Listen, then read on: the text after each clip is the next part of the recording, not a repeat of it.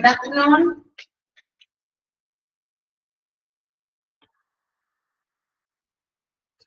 Voice ഇല്ലേ? Good afternoon. Good afternoon, ma'am. Good afternoon. Good afternoon, ma'am. Good afternoon. Good afternoon. Good afternoon, ma'am. ഇത് കഴിച്ചോ?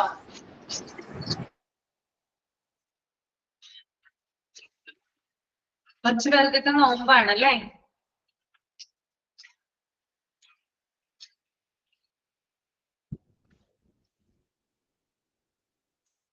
Okay.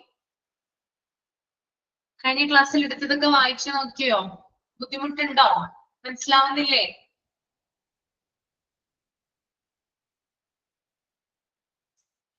ഇതിനകത്ത് നമ്മള് അതായത് കുറച്ച് കാര്യങ്ങൾ പറഞ്ഞു പോകുന്നുണ്ട്, വെറുതെ ജനറൽ ആയിട്ട് പറഞ്ഞു പോകുന്നുണ്ട്. അതിനത്ര ഇമ്പോർട്ടൻസ് കൊടുക്കണ്ട കേട്ടോ.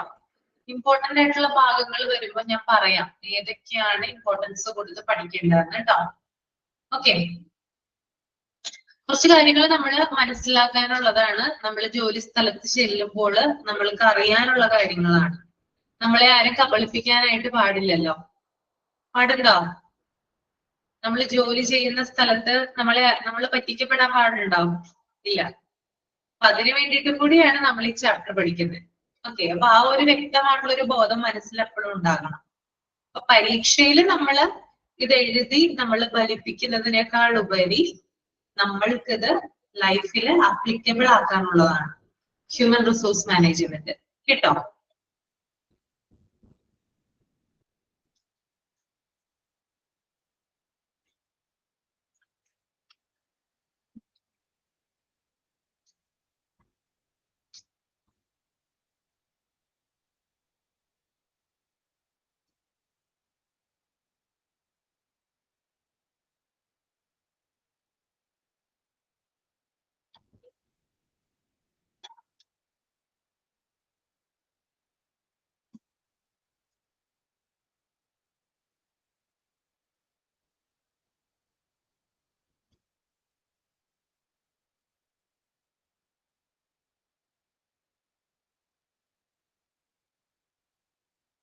നമ്മൾ കഴിഞ്ഞ ക്ലാസ്സിൽ പെർഫോമൻസ് അപ്രൈസൽ പ്രോസസ് അവിടെ വരെയല്ലേ എടുത്തത്?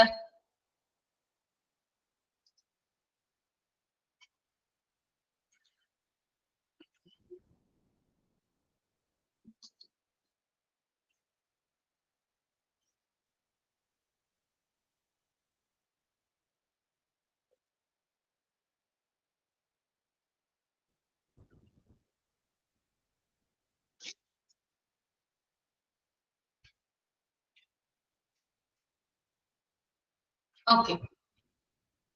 Next one, training and development process. Blend of many sub-process which intend to correct the quality of work of the individual. അതായത് ട്രെയിനിങ് ആൻഡ് ഡെവലപ്മെന്റ് പ്രോസസ് എന്ന് പറയുന്നത് പരിശീലനം കൊടുക്കുന്നതാണ് അല്ലെ? എന്തിനു വേണ്ടിയിട്ടാണ് ട്രെയിനിങ് കൊടുക്കുന്നത്? എന്തിനാണ് ജോലിക്കാർക്ക് ട്രെയിനിങ് കൊടുക്കുന്നത്? എന്തിനു വേണ്ടിയിട്ടാ?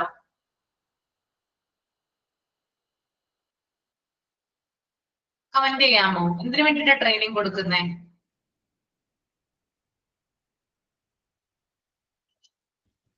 ഗുഡ് പെർഫോമൻസ് അല്ലെ?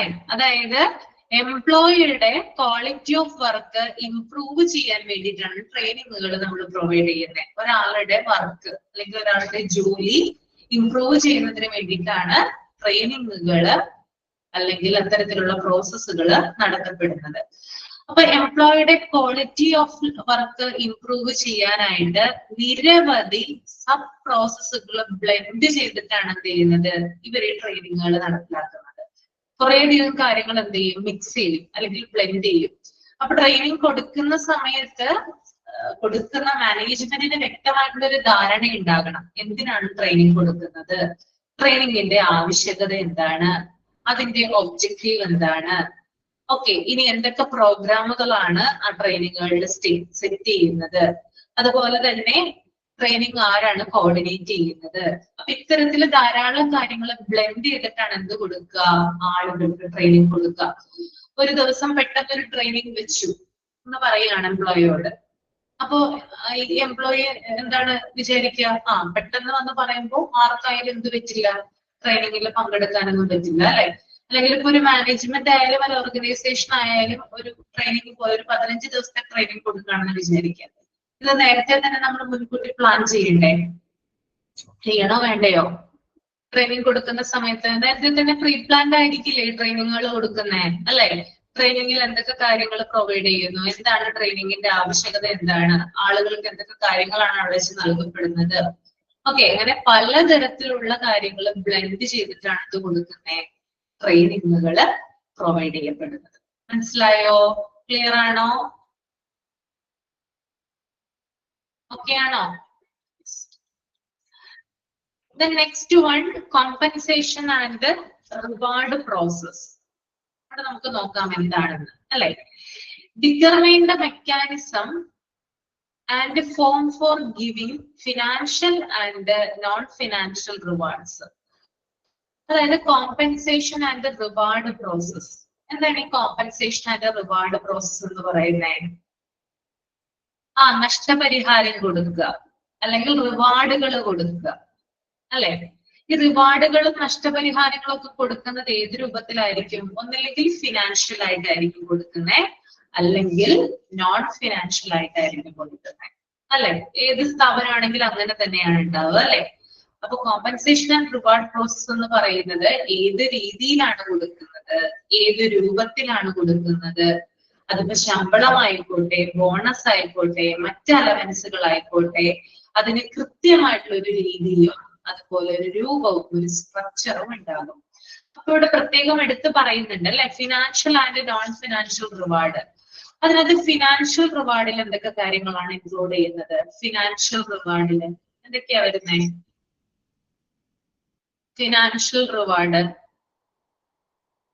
സാലറി വരും. ഓക്കെ, പിന്നെ ബോണസ് വരില്ലേ? Bonus,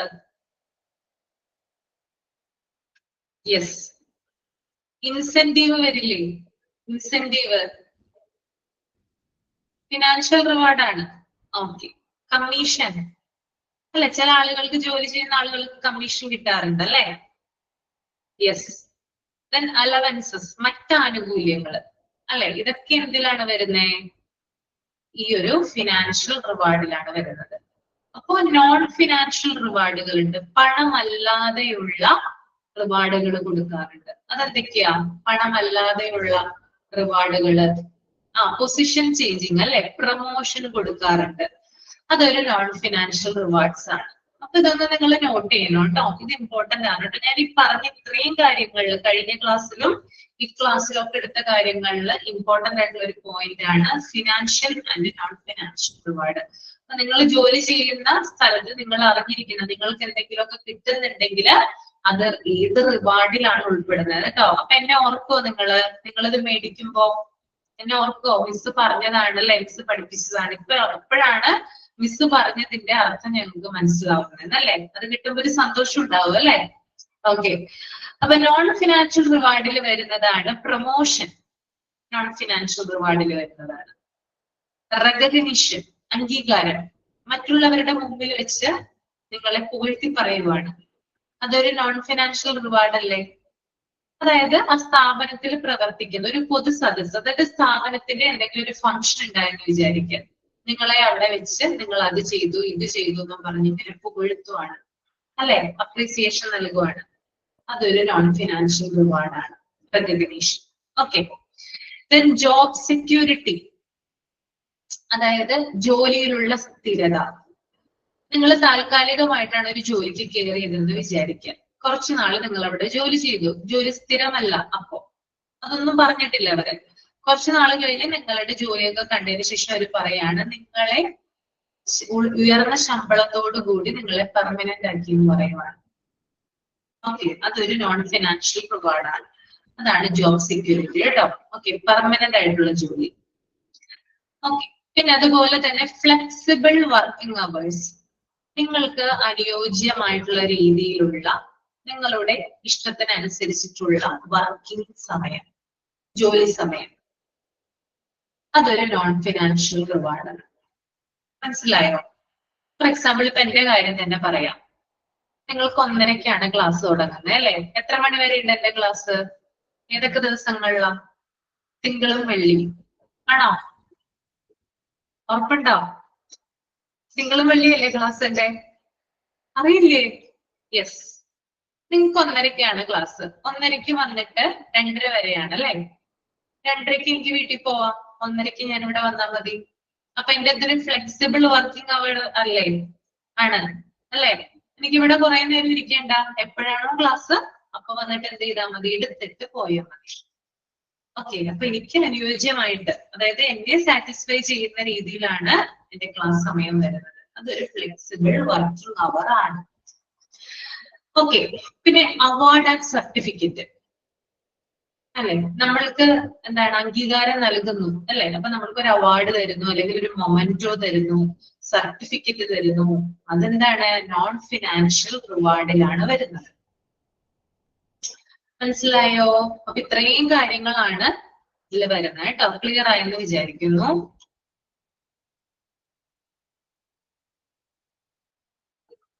The next one, collective bargaining process. Process that it decides the relationship between the union and the employer regarding wages, benefits, hours and working condition, etc. എന്താണ് ഈ collective bargaining എന്ന് പറയുന്നത്? ആരാണ് bargain ചെയ്യുന്നത്? കൂട്ടായ വിലപേശലാണ് അല്ലെ? അപ്പൊ ബാർഗെയിൻ ചെയ്യുന്നത് ചിലപ്പോ നമ്മൾ മാത്രമായിരിക്കില്ല, നമ്മൾ ഉൾപ്പെടുന്ന, നമ്മൾ ഇൻക്ലൂഡ് ആയിട്ടുള്ള ഒരു കൂട്ടം ആളുകളായിരിക്കും അല്ലെ? വർക്കേഴ്സ് ആയിരിക്കും. അപ്പൊ അവർക്കൊരു സംഘടന ഉണ്ടാവും, ഒരു യൂണിയൻ ഉണ്ടാവും അല്ലെ? യൂണിയൻ ആവുമ്പോ കുറച്ചും കൂടി ബലപ്പെടും അല്ലെ? കുറച്ചും കൂടി സ്ട്രോങ് ആണ് യൂണിയൻസ് എന്ന് പറയുന്നത്. അപ്പോ ഈ യൂണിയനും അതുപോലെ തന്നെ എംപ്ലോയറും തമ്മിലുള്ള ചർച്ചകൾ, അതിനെ തുടർന്നുള്ള എന്താ പറയാ വാഗ്ദാനങ്ങള്, എഗ്രിമെന്റുകള്, ഇതിനൊക്കെയാണ് കളക്റ്റീവ് ബാർഗൈനിങ് പ്രോസസ് എന്ന് പറയുന്നത് കേട്ടോ. ഓക്കെ, അപ്പൊ യൂണിയനും എംപ്ലോയറും തമ്മില് പലതരത്തിലുള്ള ചർച്ചകൾ നടക്കുന്നു. ചർച്ചകളിൽ എന്തൊക്കെ വിഷയങ്ങളാണ് ഉൾപ്പെടുന്നത്? എന്തൊക്കെ കാര്യങ്ങളാണ് ഇൻക്ലൂഡ് ചെയ്യപ്പെടുന്നത്? എന്തിനെ കുറിച്ചൊക്കെ ആയിരിക്കും അവര് സംസാരിക്കുന്നത് മിക്കവാറും? ഇപ്പൊ ബസ്സുകാരും ഗവൺമെന്റും തമ്മിൽ എപ്പോഴും ചർച്ചകൾ നടക്കാറുണ്ട് അല്ലെ? എന്തിനെ പറ്റിയായിരിക്കും അവര് പറയുന്നേ? ബസ് ഫെയർ കൂട്ടണം അല്ലെ? അതിലെപ്പോഴും അവര് ചർച്ചകൾ നടത്തിക്കൊണ്ടിരിക്കുന്നേ. യെസ്.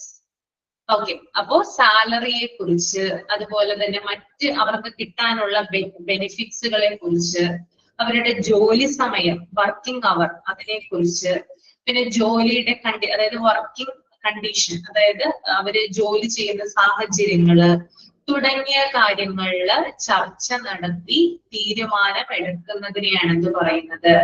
കളക്റ്റീവ് ബാർഗൈനിങ് പ്രോസസ് എന്ന് പറയുന്നത് കേട്ടോ. ഓക്കെ, അപ്പൊ വിലപേശ എന്നുള്ളത് ഒറ്റയ്ക്ക് വിലപേശുന്നതല്ല, മറിച്ച് അത് കൂട്ടായിട്ട് എല്ലാവരും കൂടിയാണ് ഇത് പറയുന്നതെങ്കിൽ അതിനൊരു തീരുമാനം ഉണ്ടാവും. അവർക്കൊന്നും മറുത്ത് പറയാനായിട്ട് വരില്ല. മറിച്ച് ഒരാളാണ് പറയുന്നതെങ്കിൽ അയാളെ വേണമെങ്കിൽ ജോലിയിൽ നിന്ന് പിരിച്ചുവിടാം അല്ലെ? ഇപ്പൊ എനിക്ക് കൂടുതൽ ശമ്പളം വേണം, ഞാൻ മാത്രമാണ് പറയുന്നത്, അപ്പൊ അവർക്കത് തരാൻ തയ്യാറല്ലെങ്കിൽ എന്ത് ചെയ്യാം? എന്നെ അവിടെ നിന്ന് മാറ്റി വേറൊരാളെ അവിടെ പ്രതിഷ്ഠിക്കാം അല്ലെ? പക്ഷെ ഞാൻ ഉൾപ്പെടെ മറ്റുള്ളവരും കൂടി വിലപേശുവാണ്, അല്ലെങ്കിൽ ഇത്ര വേണം ഞങ്ങൾക്കെന്ന് ഡിമാൻഡ് ചെയ്യുവാണെങ്കിൽ അവിടെ വേറൊരു ഓപ്ഷൻ ഇല്ല മാനേജ്മെന്റിന്. കാരണം അവിടെയുള്ള ആളുകൾ അവിടെ നിലനിൽക്കണമെങ്കിൽ ഇവർക്ക് ശമ്പളം കൊടുത്തേ തീരും. ഓക്കെ, അപ്പൊ അതാണ് കളക്റ്റീവ് ബാർഗൈനിങ് പ്രോസസ്സിന്റെ പ്രത്യേകത കേട്ടോ. ഓക്കെ, ഇത്തരത്തിലുള്ള ചർച്ചകളിലൂടെയൊക്കെയാണ്, എഗ്രിമെന്റുകളിലൂടെയൊക്കെയാണ് പലതരത്തിലുള്ള കാര്യങ്ങളൊക്കെ നടപ്പിലാക്കപ്പെടുന്നത്. ഓക്കെ അല്ലേ? ഇനി നെക്സ്റ്റ് വൺ പേഴ്സണൽ പോളിസി ആണ് കേട്ടോ. പേഴ്സണൽ പോളിസി അതൊന്ന് റീഡ് ചെയ്തോളൂ നിങ്ങള്. പേഴ്സണൽ പോളിസി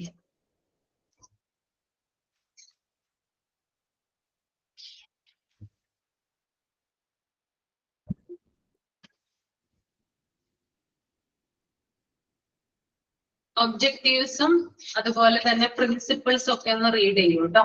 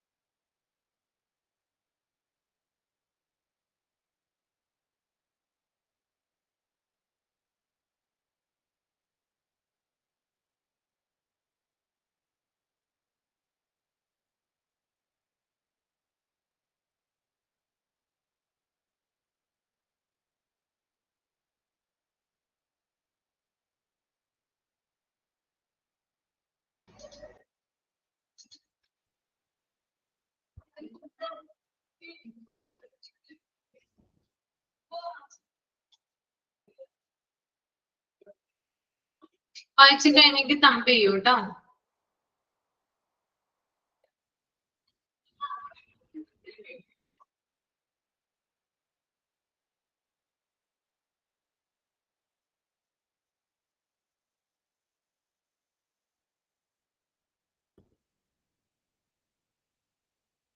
ഓക്കെ, ഇപ്പൊ എന്താണ് പേഴ്സണൽ പോളിസി എന്ന് നമുക്ക് നോക്കാം. A personal policy is a pre-planned course of action that establishes a gate to work toward acceptable outcomes and objectives. Personal policies are the rules that control how to deal with the human resources or personal related situation. Okay, personal policy എന്നത് ഒരു സ്ഥാപനത്തില് അംഗീകരിക്കപ്പെട്ട result, അതായത് ഫലങ്ങളും ലക്ഷ്യങ്ങളും കൈവരിക്കാൻ സഹായിക്കുന്ന മുൻകൂട്ടി തയ്യാറാക്കിയ ഒരു ഇൻസ്ട്രക്ഷൻ അല്ലെങ്കിൽ മാർഗരേഖയാണ്. ഓക്കെ, അപ്പൊ ഒരു സ്ഥാപനത്തിന് അവരുടെ ലക്ഷ്യങ്ങൾ കൈവരിക്കുന്നതിന് വേണ്ടിയിട്ട് അല്ലെങ്കിൽ നല്ല രീതിയിലുള്ള റിസൾട്ടുകൾ ഉണ്ടാകുന്നതിന് വേണ്ടിയിട്ട് അവരുടെ ആ ഒരു ലക്ഷ്യത്തെ കൈവരിക്കാനായിട്ട് സഹായിക്കുന്ന നേരത്തെ തന്നെ മുൻകൂട്ടി തയ്യാറാക്കിയിട്ടുള്ള അല്ലെങ്കിൽ പ്രീ പ്ലാൻ ചെയ്തിട്ടുള്ള ഒരു മാർഗരേഖയെ നമുക്ക് എന്ത് വിളിക്കാം? പേഴ്സണൽ പോളിസി എന്ന് വിളിക്കാം. ഓക്കെ, മനസ്സിലായോ? ഒരു സ്ഥാപനം അവരുടെ ലക്ഷ്യങ്ങൾ കൈവരിക്കുന്നതിന് വേണ്ടിയിട്ട് അല്ലെങ്കിൽ അവർക്ക് നല്ല റിസൾട്ടുകൾ ഉണ്ടാകുന്നതിന് വേണ്ടിയിട്ട് എന്ത് ചെയ്യാറുണ്ട്? നേരത്തെ തന്നെ ചില കാര്യങ്ങൾ പ്ലാൻ ചെയ്യാറുണ്ട്. ഈ പ്ലാനിങ്ങിനെയാണ് പേഴ്സണൽ പോളിസി എന്ന് പറയുന്നത്. അപ്പൊ ഇതിൽ പ്രധാനമായിട്ടും വരുന്ന ഒരു കാര്യം എന്ന് പറയുന്നത് ഹ്യൂമൻ റിസോഴ്സുമായി ബന്ധപ്പെട്ട കാര്യങ്ങളാണ്. ഓക്കെ, അതായത് ഹ്യൂമൻ റിസോഴ്സസ് എങ്ങനെ കൈകാര്യം ചെയ്യണം, എങ്ങനെയാണ് ജീവനക്കാരെ മെയിൻറ്റെയിൻ ചെയ്യേണ്ടത്, അതുപോലെ തന്നെ പ്രതികൂലമായിട്ടുള്ള സാഹചര്യങ്ങളൊക്കെ വന്നു കഴിഞ്ഞാൽ എങ്ങനെ പ്രവർത്തിക്കണം തുടങ്ങിയിട്ടുള്ള ഇൻസ്ട്രക്ഷൻസ് ആണ് ഈ ഒരു പേഴ്സണൽ പോളിസിയിലുള്ളത്. ഓക്കെ, അപ്പോ അവിടെ എംപ്ലോയീസ്, ഹ്യൂമൻ റിസോഴ്സുമായി ബന്ധപ്പെട്ട എംപ്ലോയീസിനെ എങ്ങനെയാണ് ഹാൻഡിൽ ചെയ്യേണ്ടത്, ജീവനക്കാരെ എങ്ങനെ മെയിൻറ്റെയിൻ ചെയ്യാം, എങ്ങനെയാണ് എമർജൻസി സിറ്റുവേഷനിൽ എങ്ങനെയാണ് പ്രവർത്തിക്കേണ്ടത്, ഇത്തരത്തിലുള്ള കാര്യങ്ങളൊക്കെ ഈ ഒരു പേഴ്സണൽ പോളിസിയിൽ ഇൻക്ലൂഡഡ് ആണ്. ഇനി നമുക്ക് നോക്കാം. The following advantages are achieved by setting up personal policies. അതായത് താഴെ പറയുന്ന ചില കാര്യങ്ങളുണ്ട്. അതായത് പേഴ്സണൽ പോളിസിയുടെ അഡ്വാൻറ്റേജസ് ആണ് കേട്ടോ പറയുന്നത്. First point, they help managers at the different levels of decision making to take decision without consulting their superiors. ഒരു സ്ഥാപനത്തില് പേഴ്സണൽ പോളിസി രൂപപ്പെടുത്തുന്നതിലൂടെ അവിടെയുള്ള മാനേജർമാർക്ക് ഡിസിഷൻ മേക്കിംഗ് നടത്താം. ഓക്കെ, അതായത് എന്തെങ്കിലും കാര്യങ്ങൾക്ക് സ്വയം തീരുമാനമെടുക്കാനായിട്ട് മാനേജർമാർക്ക് അധികാരം കൊടുക്കുന്നു എന്ത് പേഴ്സണൽ പോളിസി എന്ന് പറയുന്നത്. സുപ്പീരിയേഴ്സിനോട് അവർക്ക് എന്ത് ചെയ്യേണ്ട? അനുവാദം ചോദിക്കേണ്ട. എന്തെങ്കിലും ഒരു എമർജൻസി സിറ്റുവേഷൻ വന്നു, ആ ഒരു സാഹചര്യത്തില് ഓക്കെ, ഇപ്പൊ ഒരു തീപിടുത്തം ഉണ്ടായെന്ന് വിചാരിക്കാം. ആ സാഹചര്യത്തില് പേഴ്സണൽ പോളിസി നിലവിലുണ്ടെങ്കിൽ മേലധികാരിയോട് ചോദിക്കേണ്ട എന്ത് ചെയ്യണമെന്ന്. പകരം അവിടെയുള്ള മാനേജർമാർക്ക് എന്ത് ചെയ്യാം? ഈ ഒരു തീപിടുത്തവുമായി ബന്ധപ്പെട്ടിട്ടുള്ള കാര്യങ്ങളിൽ ആക്ഷൻ എടുക്കാവുന്നതാണ്. മനസ്സിലായോ? അപ്പൊ പേഴ്സണൽ പോളിസി ഉണ്ടെങ്കിൽ മാത്രമാണ് എന്ത് ചെയ്യാൻ പറ്റുള്ളൂ? തനിയെ ഡിസിഷൻ എടുക്കാനായിട്ട് സാധിക്കുള്ളൂ. മേലധികാരികളോട് ചോദിക്കേണ്ട ആവശ്യമേ വരുന്നില്ല. ഓക്കെ, പിന്നെ അതുപോലെ തന്നെ they ensure long-term welfare of employees and makes for a good employer-employee relationship as favoritism and discrimination are lessened. പിന്നെ മറ്റൊരു പ്രത്യേകത, പേഴ്സണൽ പോളിസി ഉണ്ടെങ്കിൽ എംപ്ലോയീസിന്റെ വെൽഫെയർ അത് ഉറപ്പുവരുത്തുന്നു. അതായത് അവിടെയുള്ള ജോലിക്കാർക്ക് ക്ഷേമം ഉറപ്പാക്കുന്നു. നല്ല രീതിയിൽ എംപ്ലോയീസും എംപ്ലോയറും തമ്മിൽ നല്ല രീതിയിലുള്ള ബന്ധം ഉണ്ടാകുന്നു. അതായത് തൊഴിലാളികളും തൊഴിലുടമയും തമ്മിൽ നല്ല രീതിയിലുള്ള റിലേഷൻഷിപ്പ് ഉണ്ടാകുന്നു. അതുപോലെ തന്നെ നല്ല രീതിയിൽ കോർഡിനേഷൻ ഉണ്ടാകുന്നു, വർക്കേഴ്സ് തമ്മിൽ കോർഡിനേഷൻ ഉണ്ടാകുന്നു. പിന്നെ ഫേവറിറ്റിസം, ഡിസ്ക്രിമിനേഷൻ പോലുള്ള കാര്യങ്ങൾ ഇല്ലാതാകുന്നു. നമുക്കറിയാം ചില സ്ഥാപനങ്ങളിൽ ചെന്ന് കഴിഞ്ഞാൽ ചില ആളുകൾക്ക് മാത്രം പ്രത്യേകമായിട്ട് പ്രയോറിറ്റി കൊടുക്കുന്നത് കാണാൻ പറ്റും, ഇല്ലേ? ഫേവറിറ്റിസം എന്നാ പറയുന്നതിന് ചില ആളുകൾക്ക് മാത്രം കൂടുതൽ എമൗണ്ട് സാലറി കൊടുക്കുന്നു, കൂടുതൽ അംഗീകാരങ്ങൾ കൊടുക്കുന്നു, അവാർഡുകൾ കൊടുക്കുന്നു. ഇത് ചില ആളുകളിൽ മാത്രം ഒതുങ്ങി പോകുന്നത് നമ്മൾ കാണാറുണ്ട്. ബാക്കിയുള്ളവരൊക്കെ ജോലി ചെയ്യുന്നുണ്ടെങ്കിൽ കൂടിയും അവരെടുക്കുന്ന അതേ എഫേർട്ടാണ് ഇത്തരം കാര്യങ്ങൾ നൽകപ്പെടുന്ന ആളുകളും എടുക്കുന്നത്. പക്ഷെ എല്ലാവരും ഒരേ എഫേർട്ട് എടുക്കുന്നു, പക്ഷെ ചില ആളുകൾക്ക് മാത്രം ചില പ്രത്യേക കാര്യങ്ങൾ കൂടുതലായിട്ട് കൊടുക്കുന്നു. ഓക്കെ, അതാണ് ഫേവറിറ്റിസം അല്ലെ. ഡിസ്ക്രിമിനേഷനും അതുമായിട്ട് കണക്റ്റഡ് ആണ് അല്ലെ. ചില ആളുകളെ മാത്രം എന്ത് ചെയ്യുന്നു, ചില ആളുകളെ മാത്രം എന്താ പറയാ സെപ്പറേറ്റ് ആയിട്ട് കാണുന്നു, അല്ലെങ്കിൽ അവർക്ക് മാത്രം ചില കാര്യങ്ങൾ നിഷേധിക്കപ്പെടുന്നു. അപ്പൊ പേഴ്സണൽ പോളിസി ഉണ്ടെങ്കിൽ ഈ രണ്ട് കാര്യങ്ങൾ സ്ഥാപനത്തിൽ ഉണ്ടാവില്ല. ഫേവറിറ്റിസം പറയാനായിട്ട് ഉപകരിക്കപ്പെടുന്നു, അതുപോലെ തന്നെ ഡിസ്ക്രിമിനേഷൻ പറയുന്നു. ഇതിനടുത്തത് ഒബ്ജക്റ്റീവ്സ് ആണ് കേട്ടോ. ഒബ്ജക്റ്റീവ്സ് എന്ന് നമുക്ക് നോക്കാം. ക്ലിയർ ആണോ പേഴ്സണൽ പോളിസിയും അതിന്റെ അഡ്വാൻറ്റേജസും? ഓക്കെ അല്ലേ? യെസ്. ഇനി എന്താണ് പേഴ്സണൽ പോളിസിയുടെ ലക്ഷ്യങ്ങൾ എന്ന് നമുക്കൊന്ന് നോക്കാം. First one, security of employment. ജീവനക്കാർക്ക് സ്ഥിരതയുള്ള ജോലി നൽകുന്നു. ഒരു സ്ഥാപനത്തില് പേഴ്സണൽ പോളിസി ഉണ്ടെങ്കിൽ അവിടെയുള്ള ജീവനക്കാർക്ക് എന്ത് കൊടുക്കുന്നുണ്ട്? സ്ഥിരതയുള്ള ജോലി ഉറപ്പുവരുത്തുന്നു. ഫസ്റ്റ് പോയിന്റ് കേട്ടോ. രണ്ടാമത്തെ point, payment of fair wages. നിങ്ങളുടെ ടെക്സ്റ്റില് ഫെയർ എന്നാണോ കിടക്കുന്നത്? ഫെയർ, അത് മിസ്റ്റേക്ക് ആണ് കേട്ടോ. ഫെയർ എന്നാക്കുക കേട്ടോ. ഫെയർ ഫെയർ ഓക്കെ, FAIR കേട്ടോ. ഫെയർ തിരുത്തുക.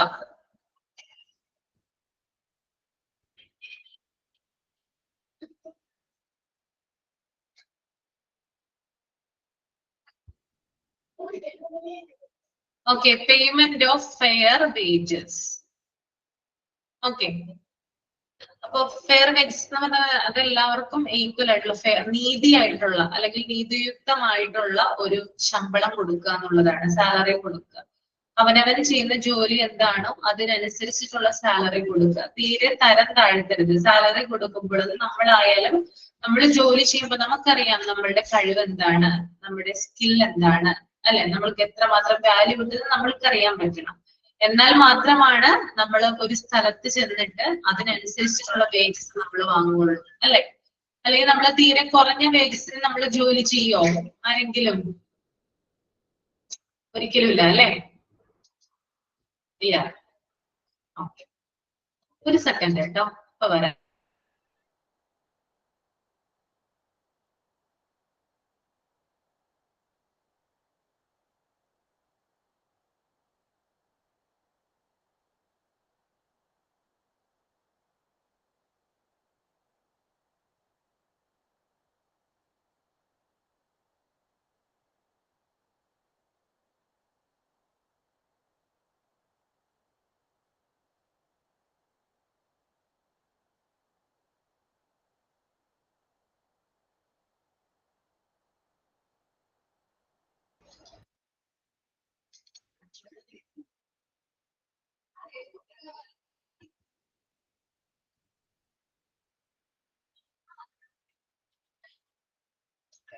ഓക്കെ, അപ്പൊ പറഞ്ഞു വന്നത് ഇതാണ്.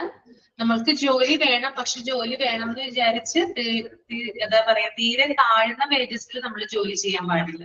അത് നമ്മളുടെ വാല്യൂ പോയില്ലേ? അങ്ങനെ അഭിപ്രായം ഉണ്ടോ ആർക്കെങ്കിലും? വാല്യൂ പോവോ? നമ്മൾക്ക് നമ്മളിൽ തന്നെയുള്ള കഴിവ് നഷ്ടപ്പെടുത്തുകയല്ലേ ചെയ്യുന്നത്? ആണോ? എന്റെ അഭിപ്രായം ഉണ്ടോ ഞാൻ പറഞ്ഞത്?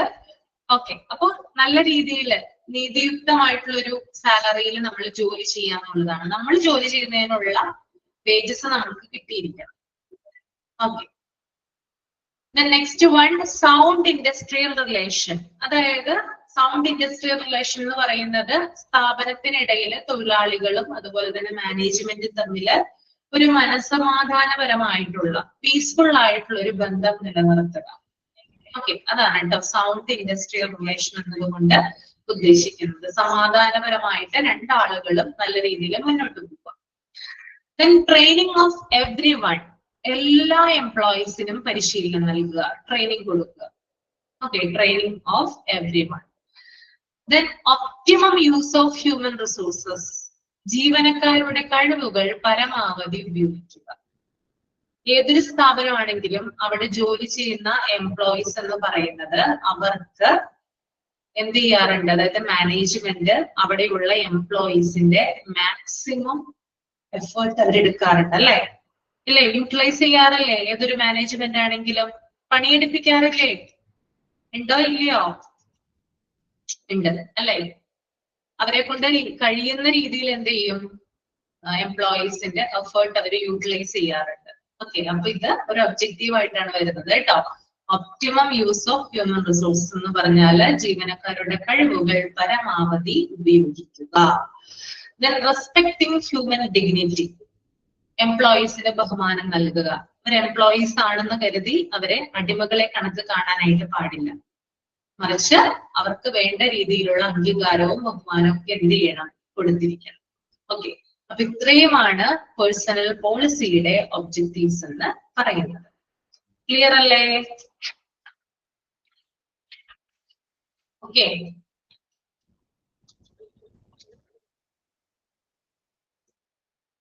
then അടുത്തത് പ്രിൻസിപ്പിൾസ് കേട്ടോ. പ്രിൻസിപ്പിൾസ് നമുക്ക് നോക്കാം എന്തൊക്കെയാണെന്ന്. First one, train every one for the job to be done. അതായത് അതായത് എംപ്ലോയീസിന്, ജോലിക്കാർക്ക് എല്ലാവർക്കും തന്നെ ട്രെയിനിങ് കൊടുക്കുക എന്നുള്ളതാണ് കേട്ടോ.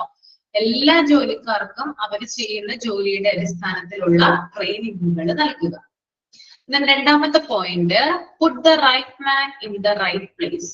ശരിയായ വ്യക്തിയെ ശരിയായ സ്ഥാനത്ത് നിയമിക്കുക. ഓക്കെ, അതായത് അനുയോജ്യമായിട്ടുള്ള വ്യക്തികൾക്ക് അനുയോജ്യമായിട്ടുള്ള പോസ്റ്റുകൾ നൽകുക.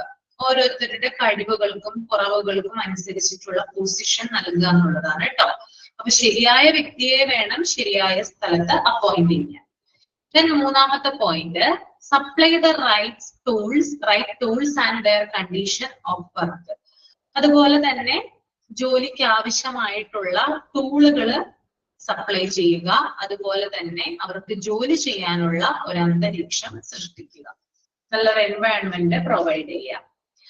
Next point, make the organisation coordinate them through a proper coordinate and administration of various departments and division. വിവിധ വിഭാഗങ്ങൾ തമ്മിൽ, അതായത് ഒരു സ്ഥാപനമാകുമ്പോൾ പലതരത്തിലുള്ള ഡിപ്പാർട്ട്മെന്റുകൾ ഉണ്ടാകും. അപ്പോൾ ഇത്തരത്തിൽ പലതരത്തിലുള്ള ഡിപ്പാർട്ട്മെന്റുകൾ തമ്മിൽ നല്ല രീതിയിൽ ഒരു കോർഡിനേഷനോട് കൂടി പ്രവർത്തിക്കുക എന്നുള്ളതാണ് ആ ഒരു പോയിന്റ് പറയുന്നത് കേട്ടോ.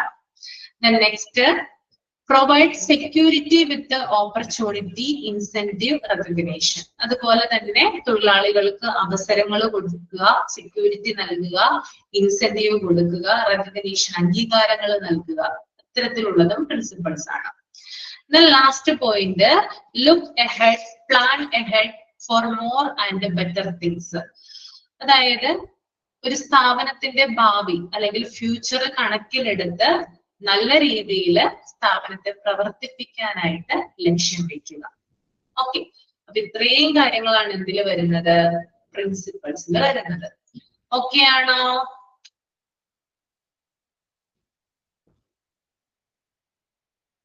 യെസ്. ഇനി നിങ്ങൾ ആ ഒരു ഇതൊന്ന് വായിച്ചേ. Personal policies characteristics, essential characteristics of A sound personal policy. അതൊന്ന് റീഡ് ചെയ്യൂ കേട്ടോ. റീഡ് ചെയ്തതിന് ശേഷം തമ്പ് ചെയ്തോളൂ.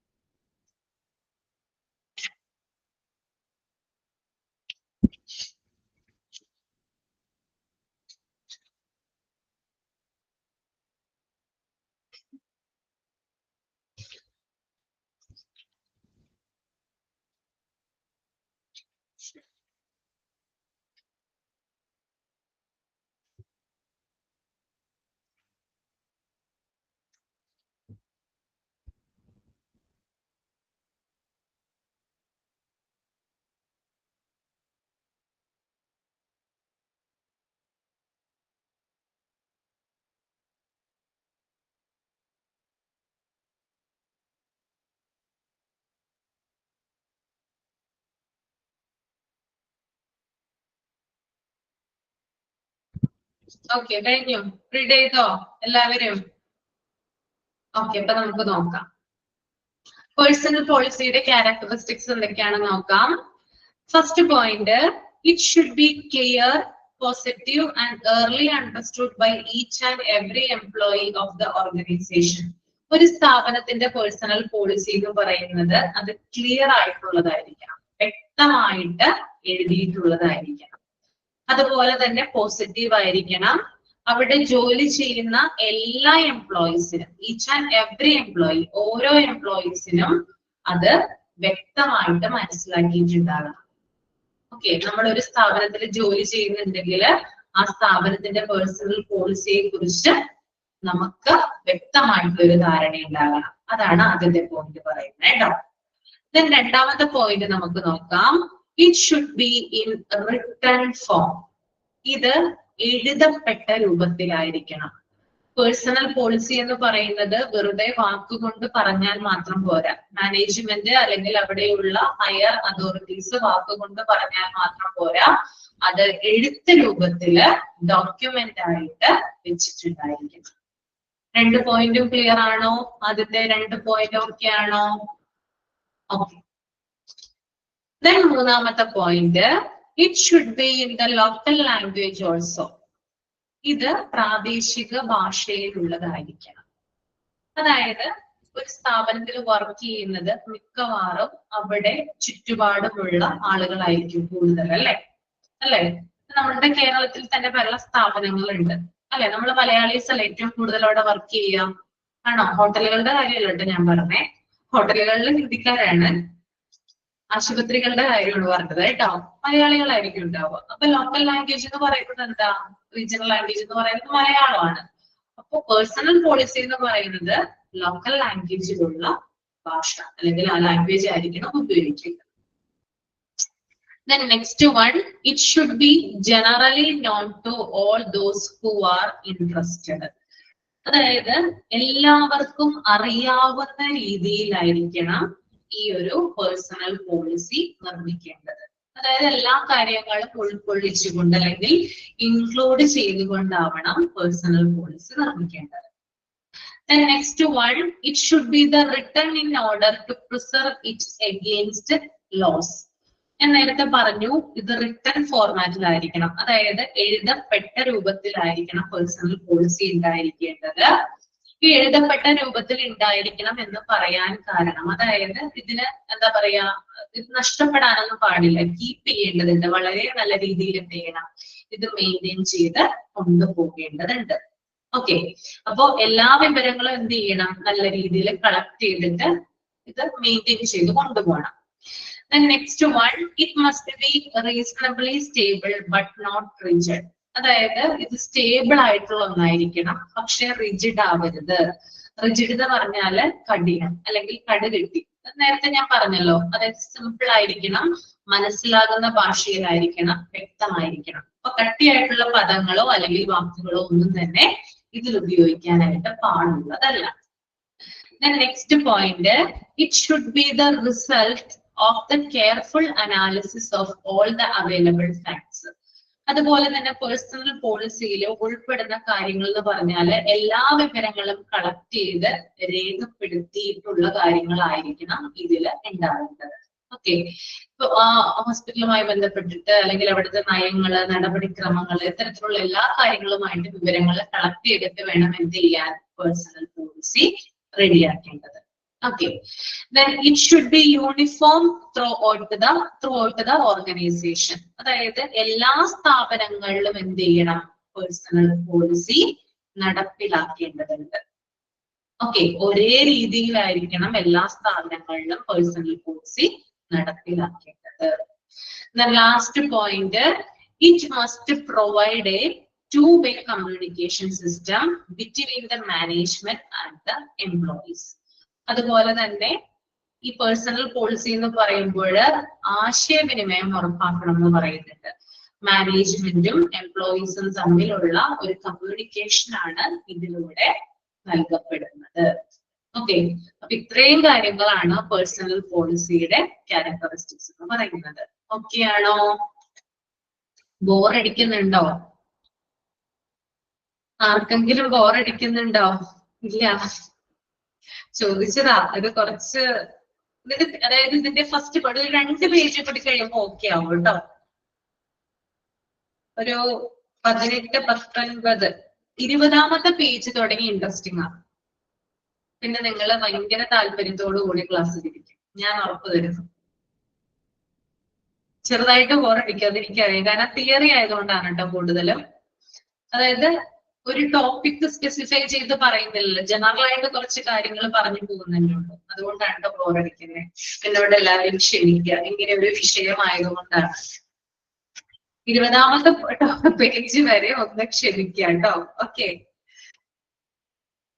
ഓക്കെ, അപ്പൊ നമുക്ക് അടുത്തതിലോട്ട് പോവാം. അപ്പൊ നിങ്ങളൊന്ന് റീഡ് ചെയ്യൂ കേട്ടോ. Organisation structure.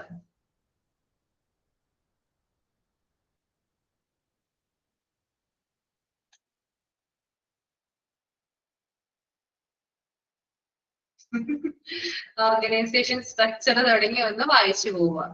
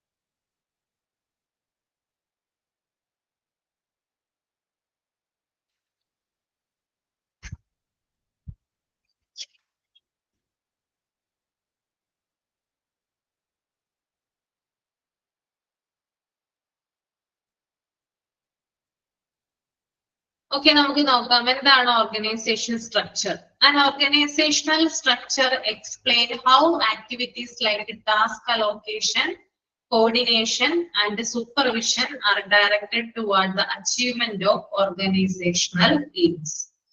അതായത് ഒരു ഓർഗനൈസേഷണൽ സ്ട്രക്ചർ എന്താണ് എക്സ്പ്ലെയിൻ ചെയ്യുന്നത്?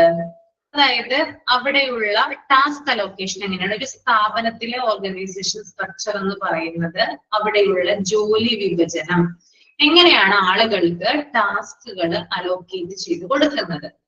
അതുപോലെ തന്നെ കോർഡിനേഷൻ, എങ്ങനെയാണ് അവിടെ ജോലികൾ കോർഡിനേറ്റ് ചെയ്യപ്പെടുന്നത്. സൂപ്പർവിഷൻ, ആരാണ് സൂപ്പർവൈസ് ചെയ്യുന്നത്. അപ്പൊ ഒരു സ്ഥാപനത്തിലെ ജോലികൾ എങ്ങനെയൊക്കെയാണ് കൊടുക്കേണ്ടത്, ആർക്കൊക്കെയാണ് കൊടുക്കേണ്ടത്, എങ്ങനെയൊക്കെയാണ് അത് നടപ്പിലാക്കേണ്ടത് എന്ന് വ്യക്തമായിട്ട് പറയുന്നതാണ് ഓർഗനൈസേഷൻ സ്ട്രക്ചർ എന്ന് പറയുന്നത്. ഓക്കെ, ഒരു ഹോസ്പിറ്റൽ ആകുമ്പോൾ റിസപ്ഷൻ ഏരിയയിൽ ധാരാളം സ്റ്റാഫുകൾ ഉണ്ടാവും, നഴ്സിംഗ് ഡിപ്പാർട്ട്മെന്റിൽ ആളുകൾ ഉണ്ടാകും അല്ലെ, അതുപോലെ ക്ലീനിങ് ഡിപ്പാർട്ട്മെന്റിൽ ആളുകൾ ഉണ്ടാകും. അപ്പൊ അവരുടെയൊക്കെ ജോലി എന്താണ്, എന്തൊക്കെ ജോലികളാണ് അവർ ചെയ്യേണ്ടത്, അതെങ്ങനെയാണ്, എത്ര സമയത്തിനുള്ളിൽ ചെയ്തു തീർക്കണം, ഇങ്ങനെ എക്സ്പ്ലെയിൻ ചെയ്യുന്നതിനെയാണ് ഓർഗനൈസേഷൻ സ്ട്രക്ചർ എന്ന് പറയുന്നത്. ക്ലിയർ ആണോ?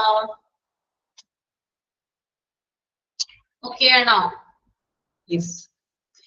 The next one, concepts of organization structure. Organization structure ന്റെ കൺസെപ്റ്റുകൾ എന്തൊക്കെയാണെന്ന് നോക്കാം. ഫസ്റ്റ് പോയിന്റ് എന്ന് പറയുന്നത് task accomplishment or personal satisfaction ആണ്. ഇതെന്താണ് ഉദ്ദേശിക്കുന്നത്? അതായത് ജോലി സക്സസ്ഫുൾ ആയിട്ട് പൂർത്തിയാക്കുന്നതും ജീവനക്കാരുടെ സംതൃപ്തിയും ഉറപ്പുവരുത്തുന്നതിനെയാണ് ഇത് പറയുന്നത് task accomplishment or personal satisfaction. ഒരു എംപ്ലോയി ഒരു സ്ഥാപനത്തില് തന്റെ ജോലി വിജയകരമായിട്ട് പൂർത്തിയാക്കുന്നതിലൂടെ അദ്ദേഹത്തിന് സാറ്റിസ്ഫാക്ഷൻ ലഭിക്കും. ഓക്കെ, ഇത് ഓർഗനൈസേഷൻ സ്ട്രക്ചറിന്റെ ഒരു കൺസെപ്റ്റ് ആണ്. ഞാനിപ്പോ നിങ്ങൾക്ക് 1:30 ക്ലാസ് എടുക്കാൻ വന്നു, 2:30 ഞാൻ ഇവിടുന്ന് ക്ലാസ് എടുത്ത് പോകുമ്പോൾ എനിക്ക് കിട്ടുന്ന ഒരു സാറ്റിസ്ഫാക്ഷൻ ഉണ്ട് ഇല്ലേ? എങ്ങനെയാണ് എനിക്ക് സാറ്റിസ്ഫാക്ഷൻ കിട്ടുന്നത്? ഞാൻ ഇന്ന് എടുക്കാനുള്ള പാഠഭാഗങ്ങൾ നിങ്ങളെ പഠിപ്പിച്ചു എന്ന് എനിക്ക് ബോധ്യപ്പെടുമ്പോഴാണ് എന്തുണ്ടാവുക, എനിക്ക് സാറ്റിസ്ഫാക്ഷൻ കിട്ടുക. അപ്പൊ ഇതൊരു കൺസെപ്റ്റ് ആണ്. ഓക്കെ, രണ്ടാമത്തെ പോയിന്റ് നമുക്ക് നോക്കാം. Delegation of authority. It is the delivery by one individual to another the right to act, to take decision, to requisition resources, to give direction to others, to act and to execute other tasks in order to fulfill job responsibilities. ഇവിടെ എന്താ പറയുന്നേ? അതായത് delegation of authority ആണ്. അതായത് ഒരു വ്യക്തി മറ്റൊരാൾക്ക് തീരുമാനമെടുക്കാനുള്ള അല്ലെങ്കിൽ പ്രവർത്തിക്കാനുള്ള അല്ലെങ്കിൽ ഉപയോഗിക്കാനുള്ള അവസരം നൽകുന്നത്. ഓക്കെ, അതായത് ജോലി വിഭജിച്ചു കൊടുക്കുന്നതാണ് കേട്ടോ. ഓക്കെ, ഇപ്പൊ ഞാൻ ക്ലാസ് എടുക്കുന്നുണ്ട് നിങ്ങൾക്ക് അല്ലെ? നേരത്തെ മെലു മിസ് വന്ന ക്ലാസ് എടുത്തു, വന്ദന മിസ് ക്ലാസ് എടുക്കുന്നുണ്ട്, അങ്ങനെ പല ആളുകളും എന്ത് ചെയ്യുന്നുണ്ട്, മാറി മാറി ക്ലാസ് എടുക്കുന്നുണ്ട് അല്ലെ? അപ്പൊ ഈ ക്ലാസ്സുകൾ കൊടുക്കുന്നത് ആരുടെ ഇതിലാണ്? മാനേജ്മെന്റിന്റെ അണ്ടറിലാണ് അല്ലെ? ഇന്ന ക്ലാസ്സുകൾ ഇന്ന സമയത്ത് ഇന്ന ടീച്ചർമാർ എടുക്കണം എന്ന് ആരാണ്? മുകളിൽ നിന്ന് ഒരാൾ എന്ത് ചെയ്യുന്നുണ്ട്? ഓർഡർ ചെയ്യുന്നുണ്ട് ഇല്ലേ? ചെയ്യുന്നില്ലേ? അല്ലാതെ തോന്നിയ പോലെ നമുക്ക് ക്ലാസ് എടുക്കാനായിട്ട് സാധിക്കോ? ഇതിനെ എന്താ പറയുന്നേ? ഡെലിഗേഷൻ ഓഫ് അതോറിറ്റി എന്ന് പറയുന്നേ. ഓക്കെ, അതായത് ഒരു വ്യക്തി മറ്റൊരാൾക്ക് തീരുമാനമെടുക്കാനുള്ള അല്ലെങ്കിൽ പ്രവർത്തിക്കാനുള്ള അല്ലെങ്കിൽ ഉപയോഗിക്കാനുള്ള അവസരം കൊടുക്കുന്നു. ഓക്കെ, അപ്പൊ നിങ്ങൾക്ക് ഇൻട്രൊഡക്ഷൻ എടുത്തൊരു മിസ് ഉണ്ടല്ലോ, ഓർമ്മയുണ്ടോ നിങ്ങൾക്ക്? നിഷ മിസ്സിനെ കണ്ടിട്ടുണ്ടോ? ആ മിസ്സാണ് എന്ത് ചെയ്യുന്നത്? ക്ലാസ്സുകൾ കോർഡിനേറ്റ് ചെയ്യുന്നത് അല്ലെ? ഞങ്ങളുടെയൊക്കെ ഹെഡാണ് ആ മിസ്. ഓക്കെ, അപ്പൊ മിസ് ഞങ്ങളോട് പറയും ഇന്ന് ഇവിടെ കയറൂ, നാളെ ക്ലാസ് ഒന്ന് അഡ്ജസ്റ്റ് ചെയ്യൂ അല്ലെ? അങ്ങനെയൊക്കെ പറയും ഞങ്ങളോട്. അപ്പൊ ഇതെന്താണ്? ആ വ്യക്തി എന്ത് ചെയ്യാണ്? എനിക്കും മറ്റു ടീച്ചർമാർക്കും നിങ്ങളെ പഠിപ്പിക്കാനുള്ള അല്ലെങ്കിൽ ആ ഒരു പ്രവൃത്തി, നിങ്ങളെ പഠിപ്പിക്കുന്നതിനുള്ള ആ ഒരു പ്രവൃത്തി ചെയ്യാനുള്ള ഒരു അവസരം നൽകുന്നു, അല്ലെങ്കിൽ അത് ഉപയോഗിക്കുന്നതിന് യൂട്ടിലൈസ് ചെയ്യുന്നു. ഇതിനെ ഡെലിഗേഷൻ ഓഫ് അതോറിറ്റി എന്ന് പറയാം. അതായത് ജോലി വിഭജിച്ച് കൊടുക്കുക എന്നുള്ളത്. ക്ലിയർ അല്ലേ? ഇങ്ങനെയൊക്കെ പറഞ്ഞാലേ നിങ്ങൾക്ക് തല കയറുള്ളൂ, അല്ലെങ്കിൽ ഇതേപോലെ തന്നെ വായിച്ചു വെച്ച തല കയറില്ല. ഓക്കെ ആണോ? തമ്പ് ചെയ്യൂ. ഓക്കെ ആണ്? Yes. Then next one, proper span of supervision. അതായത് പ്രോപ്പർ സ്പാൻ ഓഫ് സൂപ്പർവിഷൻ എന്ന് പറയുന്നത് ഒരു സൂപ്പർവൈസർ എത്ര ജീവനക്കാരെ എഫക്റ്റീവ് ആയിട്ട് നിയന്ത്രിക്കുന്നു എന്ന് നിശ്ചയിക്കുന്നതാണ് കേട്ടോ. ഓക്കെ, അപ്പൊ ഓരോ ജോലിക്കാർക്കിടയിലും ഒരു സൂപ്പർവൈസർ ഉണ്ടാകും. നമുക്കറിയാം ഹോസ്പിറ്റലൊക്കെ ജോലി ചെയ്യുന്ന സമയത്ത് ഓരോ ആളുകളുണ്ട്, ഓരോ ഡിപ്പാർട്ട്മെന്റ് ഉണ്ട് അല്ലെ? ആ ഡിപ്പാർട്ട്മെന്റിന്റെ തലപ്പത്ത് ഒരു സൂപ്പർവൈസർ ഉണ്ടാവും. ആ സൂപ്പർവൈസർ ആണ് ഇന്ന ആളുകളെ ഇന്ന ജോലികൾ ചെയ്യണം എന്ന് തീരുമാനിക്കുന്നത്.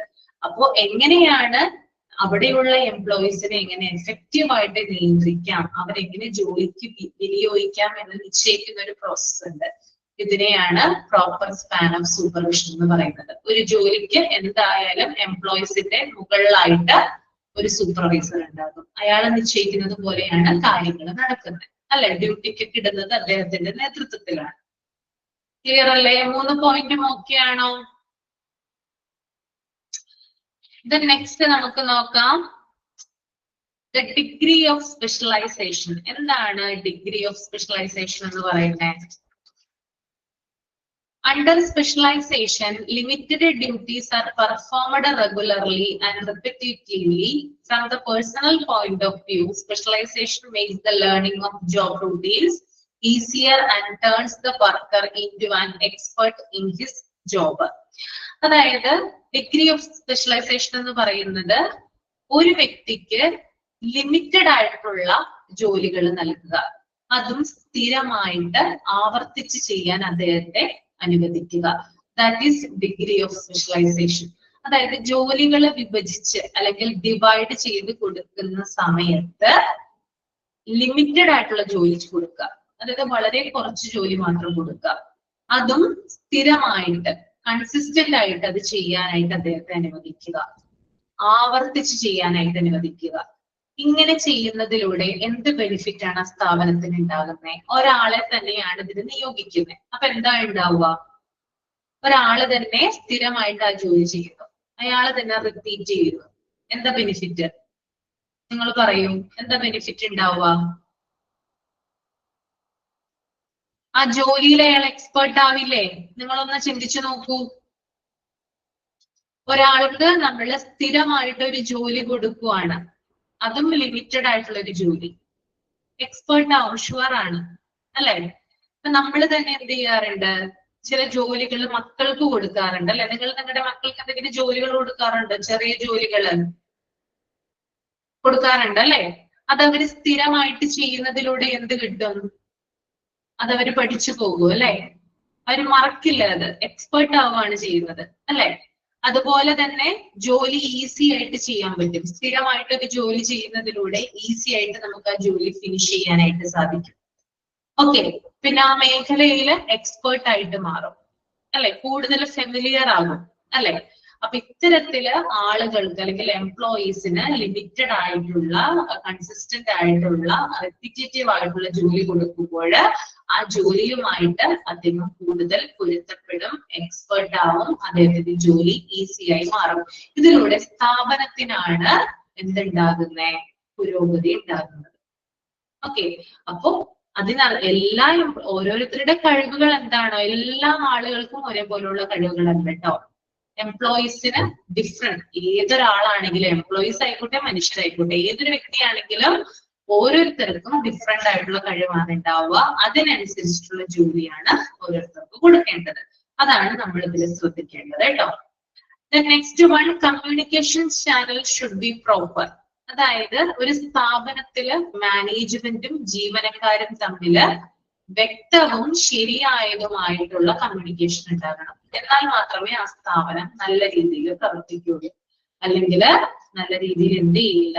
പ്രവർത്തിക്കില്ല. ഓക്കെ, ക്ലിയർ ആണല്ലോ?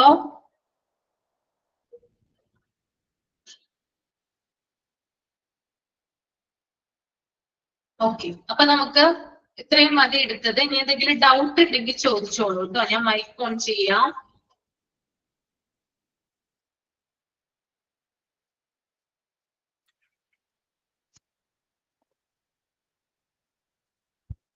മാം, ആ പേഴ്സണൽ പോളിസി ഇല്ല, ഒന്നുകൂടെ പറയാം.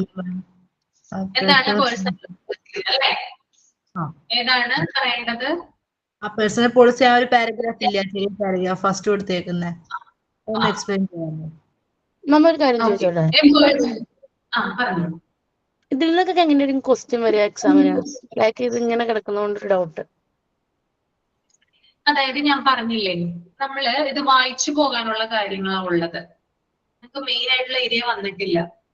20ാമത്തെ പേജ് ഒന്ന് മറിച്ചു നോക്കിയേ. 20 തുടങ്ങി പിന്നെ അങ്ങോട്ട് ഒന്ന് എല്ലാവരും ഒന്ന് മറിച്ചു നോക്കിയേ പേജുകള്.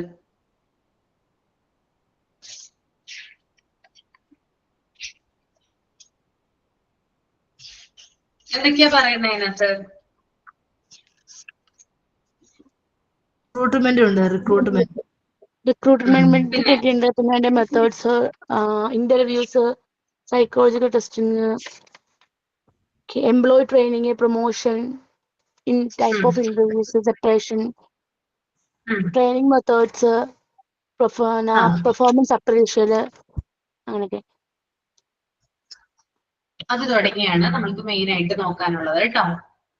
പിന്നെ നമ്മുടെ ചാപ്റ്ററിന്റെ ഫസ്റ്റ് തുടങ്ങിയിട്ടില്ലേ, എന്തൊക്കെയാണ് പ്രധാനമായിട്ടുള്ള റിസോഴ്സസ് എന്നൊരു സ്ഥാപനത്തെ സംബന്ധിച്ചിടത്തോളം? അത് പറഞ്ഞു പോയില്ലേ നമ്മൾ ആദ്യം? ഓർമ്മയുണ്ടാവും? മാൻ, മണി, മെറ്റീരിയൽ, ഇൻട്രൊഡക്ഷൻ ഭാരത്, അതും നമ്മുടെ ഫസ്റ്റ് പേജ്. അതെ. പിന്നെ നമ്മൾ നോക്കുന്ന 20ാമത്തെ പേജ് തുടങ്ങിയ പിന്നെ വേണമെങ്കിൽ നമുക്ക് ഈ കാര്യങ്ങൾ, ആ പേഴ്സണൽ പോളിസിയുടെ ക്യാരക്ടറിസ്റ്റിക്സ് ഉണ്ടല്ലോ, അത് ഒന്ന് മനസ്സിലാക്കി വെക്കാം. പിന്നെ അതുപോലെ തന്നെ ഒബ്ജക്റ്റീവ്സ് ഉണ്ടാവും, കണ്ടില്ലേ? പേഴ്സണൽ പോളിസിയുടെ ഒബ്ജക്റ്റീവ്സ്, അതും. അല്ലാതെ വേറെ ഒന്നും വരില്ല കേട്ടോ, ഞാൻ ഉറപ്പ് നൽകുകയാണ്. ഇതൊന്നും വരില്ല കേട്ടോ. നമ്മൾ ജസ്റ്റ് ഇത് മനസ്സിലാക്കി പോവാ മാത്രമാണ് ചെയ്യുന്നത്. ബോറടിക്കും, കാരണം തിയറി വൈസ് ആണ് ഇത് പോകുന്നത്. പോയിന്റ് അല്ലെങ്കിൽ സ്പെസിഫിക് ആയിട്ടുള്ള ഒരു ടോപ്പിക്കിനെ എക്സ്പ്ലെയിൻ ചെയ്യുന്നതല്ല കേട്ടോ. നമുക്ക് പഠിക്കാനുള്ള അല്ലെങ്കിൽ എക്സാമിന് വരുന്ന കാര്യങ്ങൾ എന്ന് പറയുന്നത് 20th പേജ് തുടങ്ങിയിട്ടാണ് ലാസ്റ്റ് വരെ. അപ്പൊ ബോറടി ഒന്നും ഉണ്ടാവില്ല കേട്ടോ. ഓക്കെ, അപ്പൊ പേഴ്സണൽ പോളിസി എന്താണെന്ന് പറഞ്ഞുതരാം. ഹരിദാസ്, പേഴ്സണൽ പോളിസി എന്ന് പറയുന്നത് ഒരു സ്ഥാപനത്തില് ലക്ഷ്യങ്ങള് അതുപോലെ തന്നെ അവരുടെ റിസൾട്ടുകളൊക്കെ അവരെ അച്ചീവ് ചെയ്യുന്നതിന് വേണ്ടിയിട്ട് സഹായിക്കുന്ന മുൻകൂട്ടി തയ്യാറാക്കിയിട്ടുള്ള ഒരു ഇൻസ്ട്രക്ഷൻ അല്ലെങ്കിൽ മാർഗരേഖയാണ് കേട്ടോ. അതായത് ഇപ്പൊ ഹരിത നാളത്തേക്ക് എന്തെങ്കിലും ചെയ്യണം എന്ന് വിചാരിക്കും, കുറെ കാര്യങ്ങൾ നാളെ ചെയ്യാനുണ്ടെന്ന് വിചാരിക്കുവാണ്. അപ്പൊ എന്ത് ചെയ്യാറുണ്ട്, ചിലപ്പോ ഒരു ടു ഡു ലിസ്റ്റ് ഉണ്ടാക്കി വെക്കും. അതൊരു പേഴ്സണൽ പോളിസിയാണ്. ആണോ? ഒന്ന് തിങ്ക് ചെയ്തേ, അല്ലേ? ഞാൻ പറഞ്ഞ ശരിയല്ലേ? ഹരിതയെ സംബന്ധിച്ചിടത്തോളം അതൊരു പേഴ്സണൽ പോളിസിയാണ്. കാരണം എന്തൊക്കെയാണ് അത് ഹരിതയ്ക്ക് പിറ്റേ ദിവസം എന്തൊക്കെ കാര്യങ്ങൾ അച്ചീവ് ചെയ്യണം, എന്തൊക്കെയാണ് കൈവരിക്കേണ്ടത്, ഇങ്ങനെയുള്ള പല കാര്യങ്ങളും അതിനകത്ത് എഴുതിയിട്ടുണ്ടാവും. ഓക്കെ, അപ്പൊ ഒരു സ്ഥാപനത്തിനും ഇങ്ങനെ എന്തുണ്ടാകും, ലക്ഷ്യങ്ങൾ ഉണ്ടാകും, അതുപോലെ ധാരാളം ഔട്ട്കം അവർക്ക് നിറവേറ്റാനുണ്ടാവും. ഇതൊക്കെ നിറവേറ്റുന്നതിന് വേണ്ടിയിട്ട് നേരത്തെ തന്നെ പ്രീ പ്ലാൻ ചെയ്ത് മുൻകൂട്ടി വെച്ചിരിക്കുന്ന ഒരു മാർഗരേഖയെ നമുക്ക് പേഴ്സണൽ പോളിസി എന്ന് വിളിക്കാം. പിന്നെ അതിന്റെ അഡ്വാൻറ്റേജ് എന്ന് പറയുന്നത് ഈ പേഴ്സണൽ പോളിസി രൂപപ്പെടുത്തുന്നതിലൂടെ നമ്മൾക്ക്, അതായത് ആ സ്ഥാപനത്തിലുള്ള ആളുകൾക്ക് സുപ്പീരിയേഴ്സിനോട് ചോദിക്കാതെ തീരുമാനങ്ങൾ എടുക്കാനുള്ള ആ ഒരു കഴിവുണ്ട്. ഓക്കെ, പേഴ്സണൽ പോളിസി ഉള്ള സ്ഥാപനമാണെങ്കിൽ സുപ്പീരിയേഴ്സിനോടൊന്നും ഡിസിഷൻ മേക്കിങ്ങിൽ അഭിപ്രായം ചോദിക്കേണ്ട ആവശ്യമില്ല. മാനേജേഴ്സിന് എന്ത് ചെയ്യാം, ഡിസിഷൻ മേക്ക് ചെയ്യാവുന്നതാണ്. പിന്നെ സ്ഥാപനത്തിൽ എംപ്ലോയീസ് തമ്മിൽ കോർഡിനേഷൻ ഉണ്ടാകും. പിന്നെ എംപ്ലോയീസിന്റെ വെൽഫെയർ ആൻഡ് സേഫ്റ്റി ഉറപ്പുവരുത്തും. അതുപോലെ ഫേവറിറ്റിസം, ഡിസ്ക്രിമിനേഷൻ എന്നിവ ഒഴിവാക്കും കേട്ടോ. അപ്പൊ ഇത്രയുമാണ് പേഴ്സണൽ പോളിസിയുമായി ബന്ധപ്പെട്ട് പറയാനുള്ളത് കേട്ടോ. മനസ്സിലായോ? ഓക്കെ, പിന്നെ നമുക്ക് അടുത്ത ക്ലാസ്സിൽ ഇനി ബാക്കിയുള്ള കാര്യങ്ങൾ പറഞ്ഞു പോകാം. പിന്നെ നമുക്ക് റിക്രൂട്ട്മെന്റ് പോളിസി ഒക്കെ അടുത്ത ക്ലാസ്സിൽ എടുക്കാം കേട്ടോ. ഇപ്പൊ വേറെ ആർക്കും ഡൗട്ട് ഒന്നും ഇല്ലല്ലോ?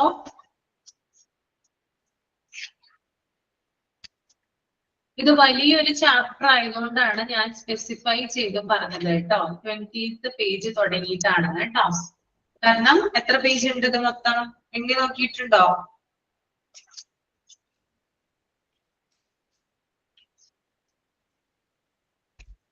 എത്ര പേജ് ഉണ്ട്? ടെക്സ്റ്റ് ക്ലോസ് ചെയ്തു മാം. 1, 2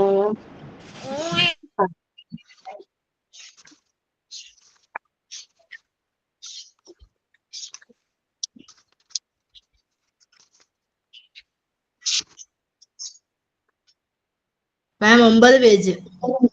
9 എത്ര? 9?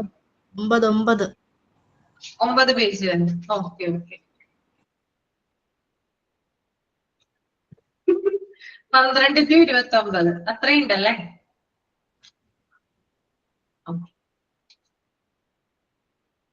ഞാൻ എടുക്കുന്ന ചാപ്റ്റർ ഒക്കെ വലിയ ചാപ്റ്റർ ആണ് കേട്ടോ. ഇത് കഴിഞ്ഞിട്ട് ഡിസാസ്റ്റർ മാനേജ്മെന്റ് എടുക്കും, അത് കഴിഞ്ഞ് ക്വാളിറ്റി അഷുറൻസ് ആൻഡ് നാബ് എടുക്കും. എടുക്കുന്നതൊക്കെ വലുതാ. ഓക്കെ, അപ്പൊ നമുക്ക് അടുത്ത ക്ലാസ്സിൽ കാണാം അല്ലേ? അപ്പൊ എല്ലാരും വായിക്കാം കേട്ടോ. Okay, thank you ma'am. Thank you. Next ക്ലാസ്സിൽ thank you ma'am. Thank you. Thank you ma'am. Thank you, ma'am. Thank you.